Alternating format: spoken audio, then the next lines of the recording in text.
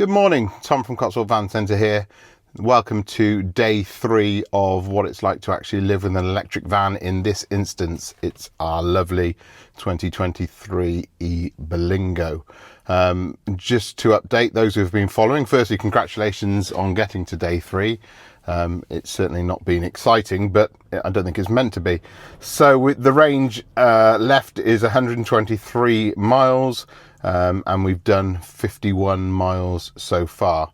Today I'm going to try and do things a bit differently. Yesterday I didn't really get to do much because of other things that were going on at work, but today I'm going to try and get the lads to load some weight in the back. I'm going to do a little loop around the Cotswolds to emulate someone who would be doing some daily driving, and then later this evening I've got to go to Prestbury, which is probably about 5 miles away, and then on to Tewkesbury, which is probably about 12 miles away, and then I'll be coming back later this evening, hopefully when it's dark, so we'll be using the lights a bit more as well. It's also going to be a hot day today, so we'll need the aircon on, so we're going to do that as well, and hopefully we're going to talk a little bit about payloads. So I'll get the registration document, look at the payloads for this vehicle, compare them to a normal diesel vehicle, and we can talk about that as well. Anyway, but to start off with, I've got to get to work, so let's do the daily commute. So that's Wednesday's commute done. It was fairly uneventful, and it had been on Monday and Tuesday. The temporary traffic lights are still there, so I took the diversion. The e-Berlingo performed faultlessly as it had done on Monday and Tuesday.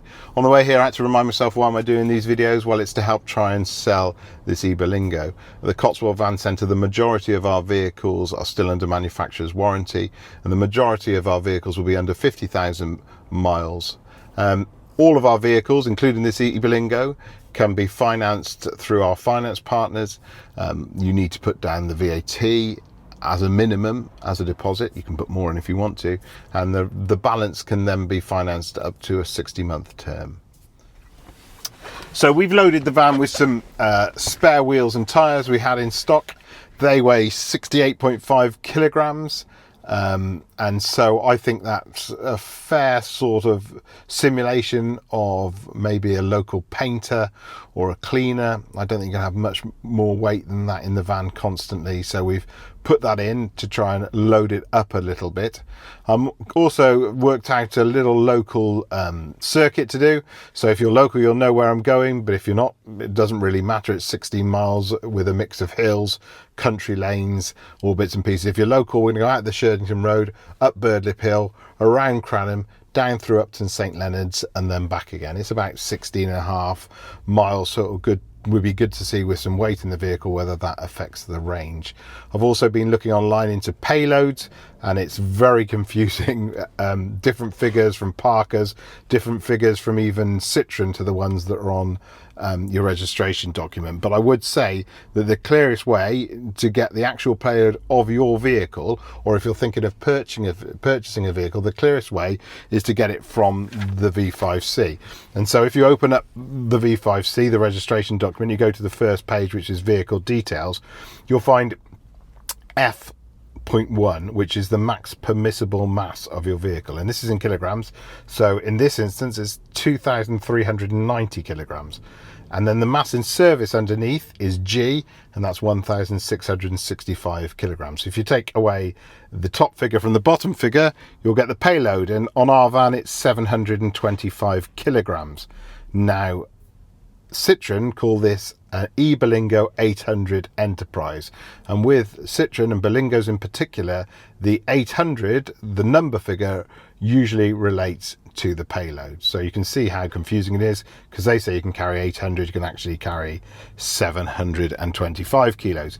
Now when I looked into the diesel vehicles, as I said, the figures online are all over the place, but when I looked at the diesels on the figures supplied by Citreon, their 800 could actually only do 735 kilograms. But as I say, if you want to know, then you're buying from a reputable company such as the Cotswold Van Centre. Go into the office, ask the gentleman or lady to see the V5C and ask them about the payload, and they should be able to tell you. But for the moment, let's get on the road. It's quite warm in here. I need to turn the aircon on, that's for sure. Let's get that on, get some music on, do the 16.5 miles or however many it will be, and I'll get back to you. We're just going through the beautiful village of Cranham, just going down Mill Lane, heading back to the A46, we'll cross over and then head down into Upton St Leonard's. As you can see, we're on a single lane track. Well, I hope you can see with the hedgerow going past. We're on a single lane track. We've done lots of hills on the way up. Birdib Hill, had to ask for quite some power from the van, and it didn't falter at all.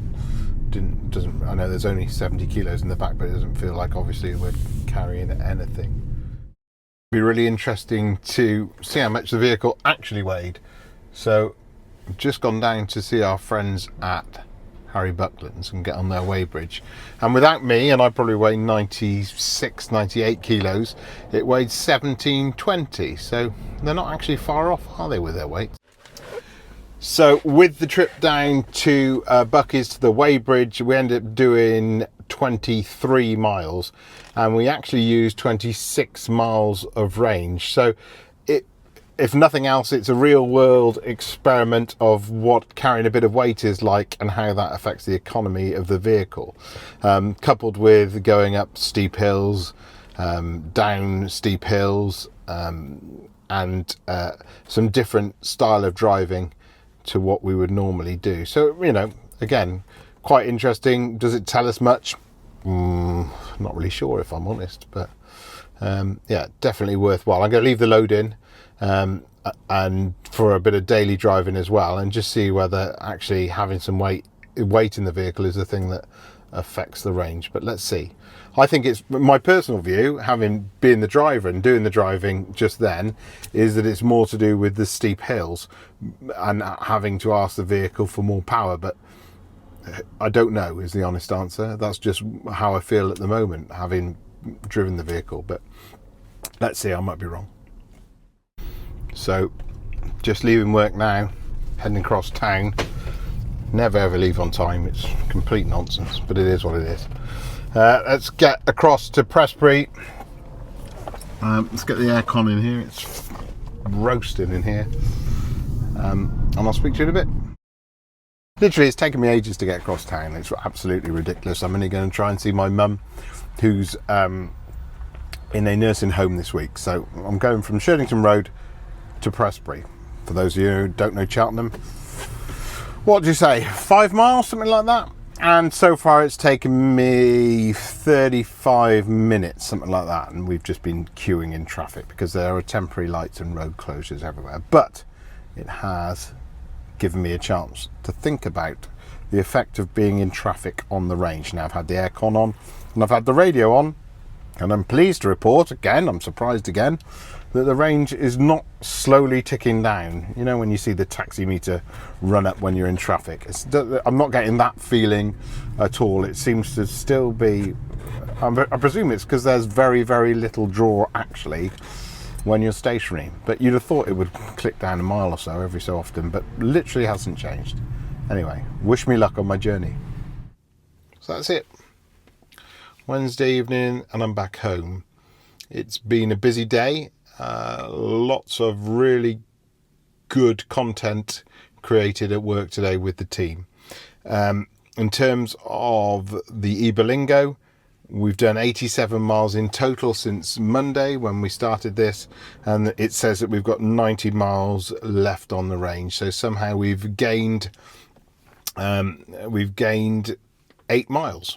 So, you know, and again, I've got no complaints. Absolutely nothing but good things to say about the e-Berlingo so far. So tomorrow let's think about what it's like to own a diesel in comparison to an electric vehicle, what issues that brings in terms of AdBlue systems and DPFs, and talk a little about electric vans because they're not without fault. I've certainly got an e-Sprinter that's with Mercedes now and everyone's scratching their heads and they don't know how to resolve the problems with it. So let's do some of that tomorrow, but until then I'll see you.